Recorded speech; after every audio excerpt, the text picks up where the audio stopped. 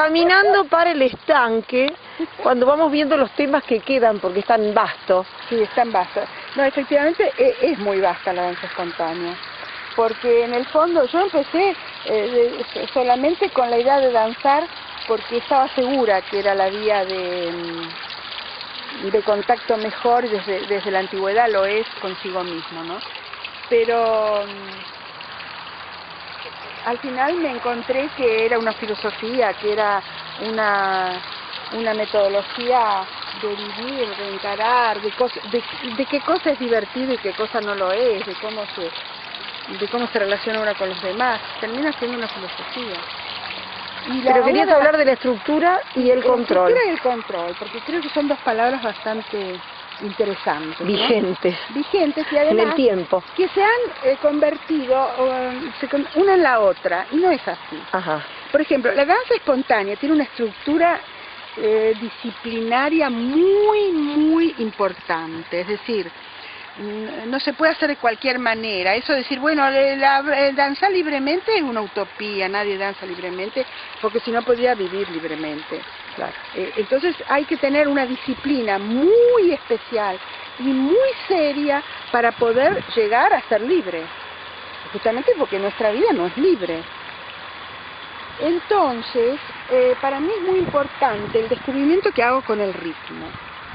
Porque se puede decir que es justamente esa la diferencia que hay entre el ritmo y una actividad cerebral de pensamiento abstracto que controla, en base a principios preestablecidos, lo que puede, lo que no puede, lo que está bien y lo que está mal. En vez, el ritmo enseña que hay un modo de orden que no está basado sino en el ritmo de la vida. El ritmo es la forma más alta de orden que exista. El ritmo es la noche y el día, las estaciones, el giro de los planetas, el orden que se establece entre la gravedad y la antigravedad, etcétera.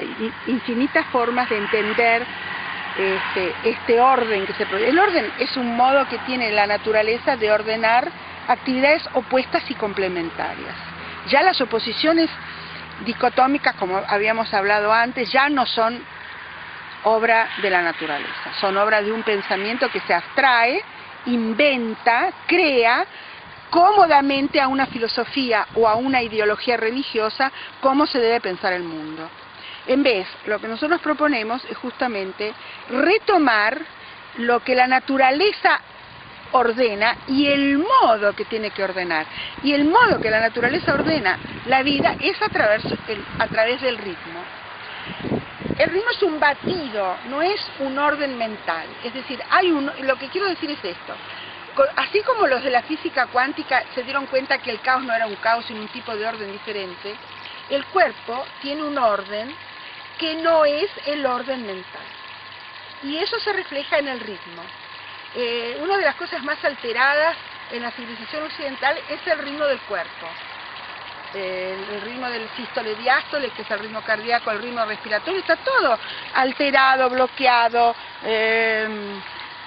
por el tipo de vida, por las obligaciones, por cosas que no tienen a lo mejor una necesidad en la vida, sino una necesidad en las conveniencias y en otros aspectos que tenemos muy desarrollados en el Occidente.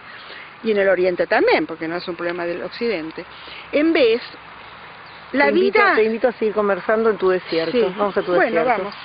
En vez, la vida se ordena con un orden rítmico que no es controlado de la razón, y no solo que no es controlado, que no es entendido tampoco. No es un orden que ni siquiera fue tan estudiado para filosofar. La filosofía partió de una necesidad intelectual y la sociedad partió de una necesidad de controlar a las personas, y en base a eso se decide qué orden hay que tener. Una de las cosas que hace la danza espontánea es ayudar a un ordenamiento rítmico natural. Eso se logra sobre todo cuando nosotros ponemos músicas que tienen estructura rítmica, de mucha calidad, de grandes maestros, no de tipos que hacen música para vender o con aparatos, sino de gente que compuso música como una expresión emotiva de su vida, para dar un mensaje a los demás. Esa música tiene un orden rítmico, eso ayuda a ordenar el cuerpo rítmicamente. O cuando también utilizamos los tambores de la escuela africana, que es la escuela que toca para el movimiento del cuerpo y no para expresión orgiástica del baterista o de la persona que toca los tambores, y que entonces ordena en base al deseo y a la necesidad corpórea. Cuando el flujo se detiene, el tambor suena para que el flujo continúe. Cuando una zona del cuerpo está muerta y no está irrigada ni de sangre, ni de flujo, ni de emoción, ni de intención, el tambor interviene para hacer que el ritmo llegue a esa zona, porque hay ritmos para la cadera, hay ritmos para el cuello, hay ritmos para los omóplatos, hay ritmos para las rodillas, y entonces el gran maestro del tamburo, de los tambores que sabe acompañar, interviene para eso.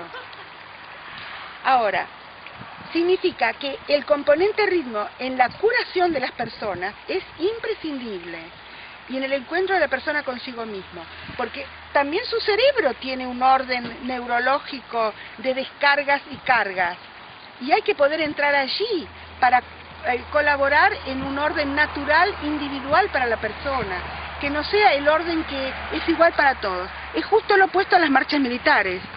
Es justo lo opuesto a la música que quiere que todos hagan lo mismo al mismo tiempo. Nosotros podemos hacer lo mismo y al mismo tiempo respetando la personalidad de cada uno, pero en el mismo tiempo rítmico. Y eso une a las personas y hace el milagro de que en esa unión o ese contacto del témenos, del templo, del grupo, entre las personas, cada uno pueda tener su individualidad, que es el objetivo del trabajo. Entonces es muy importante esta diferenciación entre controlar y ordenar rítmicamente el movimiento.